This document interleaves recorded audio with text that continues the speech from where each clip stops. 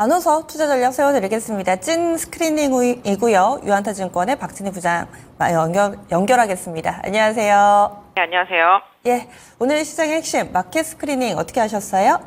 네, 오늘 시장 전체적으로는 좀 파란 느낌이 짙은 가운데 역시 어제 시장을 뒤에 흔들었던 동해 유전, 가스전 관련된 테마가 시장을 가득 메우고 있는 모습 보실 수가 있겠습니다.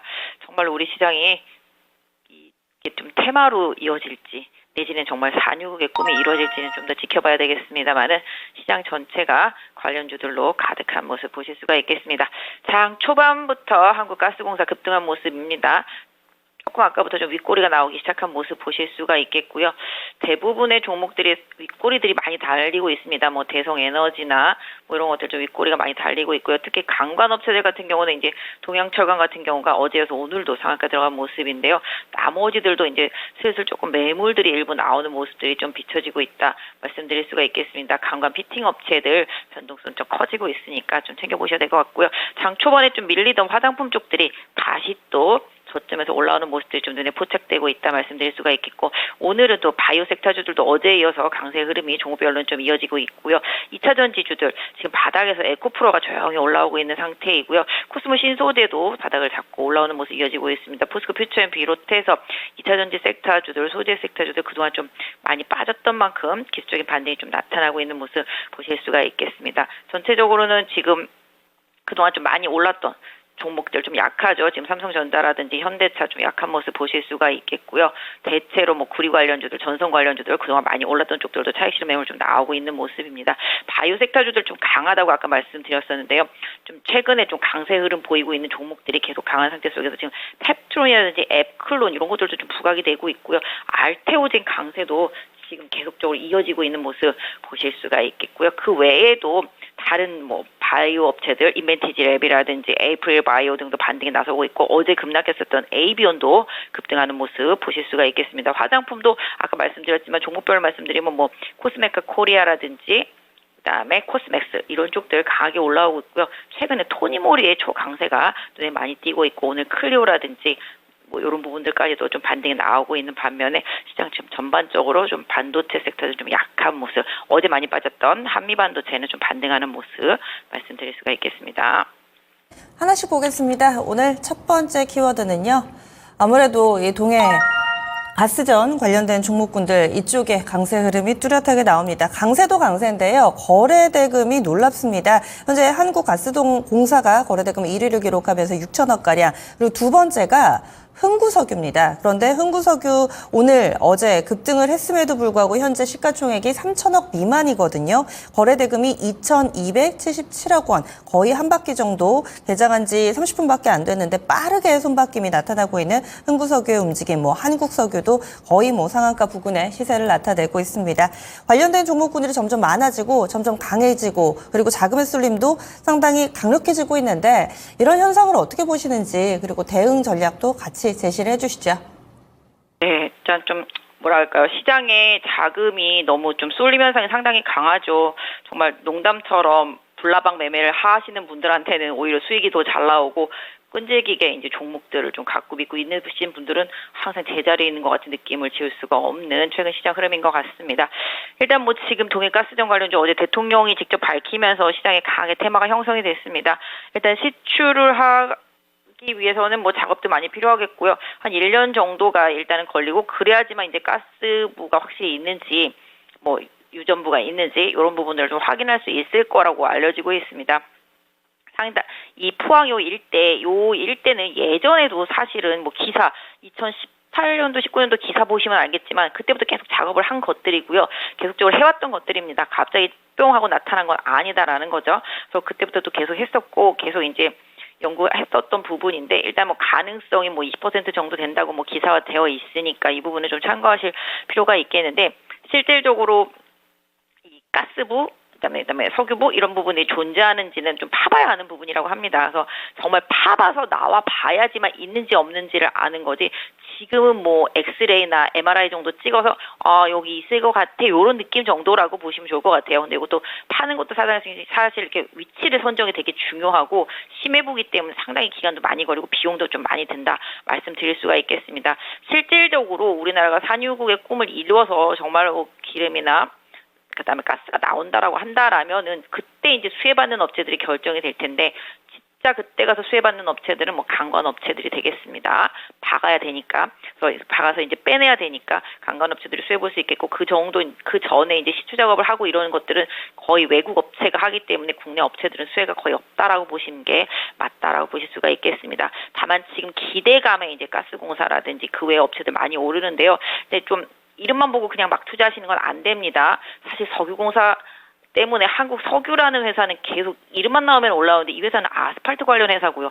흥구석유도 이름은 석유지만 유통업체입니다. 저 지방에서 석유 유통하는 업체여서 시장이 너무 과열돼서 테마주로 몰리고 이름만 보고 막 강관, 철관, 피팅, 뭐 스틸 뭐 이런 이름만 보고 막 달겨드는 것도 좀 지양해야 되지 않겠나 싶은데요. 일단은 지금 이게 테마로 또 형성이 된다라면은 시간이 상당히 많이 걸리기 때문에 그 안에 계속 기나긴 시간 동안 테마가 될 수도 있기 때문에 제가 뭐 테마를 뭐라고 할 수 있는 상황은 아닙니다만은 실질적으로 이게 수익성을 확인하고 연결 짓기까지는 상당 시간 많이 오래 지속된다라는 점을 염두에 두실 필요는 분명히 있겠습니다. 요즘에 이렇게 한 가지 테마가 강력하면 그런 고민이 드는 것 같아요. 이성적으로 혹은 연결고리를 혹은 그 회사에 대해서 자세하게 들여다보면은 뭔가 접점이 없는 것 같은데 시장은 이것에 반응하고 뭔가 자금이 쏠리면 나도 해야 될 것 같고 이렇게 마음속에도 상당히 좀 갈등이 생기거든요. 팁을 좀 주실까요? 어떻게 이럴 때는 정리를 해야 되죠? 사실 저도 갈등입니다. 근데 항상 말씀드리지만 정답은 한 가지입니다. 실적입니다. 화장품 섹터들도 그렇고 뭐 전선이나 뭐 전력기기도 마찬가지고 다 그동안 장기간 상승을 해오면서 여러분들한테 수익을 줬던 섹터에 있는 종목들은 다 실적입니다. 실적이 뒷받침되지 못하고 모래성에 쌓은 것 같은 주가 테마는 어느 순간 무너질 수밖에 없기 때문에 이런 부분들은 늘 주의하셔야 되겠고 나는 그래도 테마주 하겠다 그러면 제가 말릴 수는 없는 일이지만 테마주는 테마주에 맞게 뭐 같은 테마주 섹터에 있는 종목들이 무너지는지 더 추가적으로 상승하는지 대장주가 살아있는지 이런 걸 보시면서 매매하실 필요가 있지 않나 싶습니다. 네, 알겠습니다. 다음 두 번째 넘어가겠습니다. 2차전지 내에서도 몇몇 종목군들 눈에 띕니다. 특히나 장비 쪽 꽤나 괜찮은 모습 보여주고 있고요. 코스모 신소재가 오늘장 강합니다. 한 4% 정도의 오름세 띄면서 2차전지 전반으로는 아니지만은 그래도 속속 반등 움직임을 보여주고 있는데요. 어떤 의미가 있을까요? 네, 뭐 2차전지 섹터주들도 빠질 만큼 빠졌다 뭐 이런 느낌이죠. 최근에 뭐 게임주들도 정말 빠질 만큼 빠졌다 이후에 이제 올라오고 있는 것처럼 2차전지도 빠질 만큼 빠졌다 이런 느낌입니다. 주가가 워낙 바닥권에 있다 보니까 가격적인 메리트가 좀 부각이 되고 있다 말씀드릴 수가 있겠습니다. 에코프로가 좀 조심스럽게 바닥을 잡고 올라오는 모습이고요. 아까도 말씀드렸던 대로 코스모 신소재 올라오고 있는 모습인데 개인적으로는 차트로만 봤을 때는 코스모 신소재의 차트 모양이 괜찮습니다. 지금 정확하게 말씀드리면은 이평선들이 수렴되는 상태 속에서 뚫고 올라왔거든요. 그렇게 본다라면 차트만으로 봤을 때는 이쪽이 좀 좋고 예전부터 계속 대주전자재료는 좀 말씀드려 왔었고 그다음에 대주전자 올라가고 나면 좀 후발로 올라오는 종목들이 이제 뭐 나노신소재라든지 뭐 요런 섹터입니다. 그래서 2차전지 안에서도 소재 쪽에서 좀 집중을 하는 그런 모습을 좀 보실 수가 있겠고요. 상대적으로 조금 많이 빠졌었던 2차전지 섹터 내 순환 반등, 기술적인 반등 이런 부분들은 조금씩 진행이 될 수 있기 때문에 뭐 낙폭과대한 종목들을 좀 선호하시는 분들이라면은 좀 챙겨보실 수 있겠는데 결과적으로는 2분기까지는 좀 실적이 조금 별로다 말씀드릴 수가 있겠고 하반기부터는 조금 회복될 수 있겠습니다. 워낙 이제 원재료 가격이 빠져 있기 때문에 이 원재료 가격에 연동하는 뭐 양극재 업체라든지 이런 쪽들이 힘들거든요.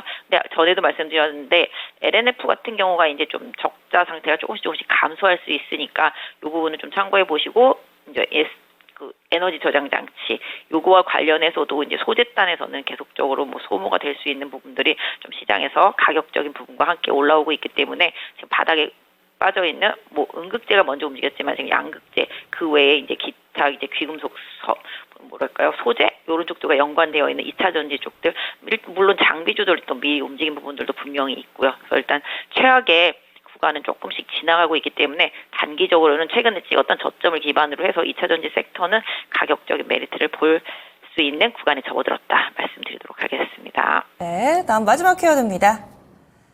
선별적으로 오름세를 나타내는 종목군이 몇몇 있습니다. 반도체 쪽으로도 그렇고요. 화장품 내에서도 많이 좀 밀리나 싶었는데 잘 가는 종목이 화장품 내에선 더 잘 갑니다. VT도 현재 급등세 보여주고 있고 바이오 섹터는 초반에는 몇몇 종목만 가나 싶었는데 약간 좀 매기가 퍼지는 모습도 같이 나오는데요. 각각의 종목군 간략하게 투자 전략 세워주시죠.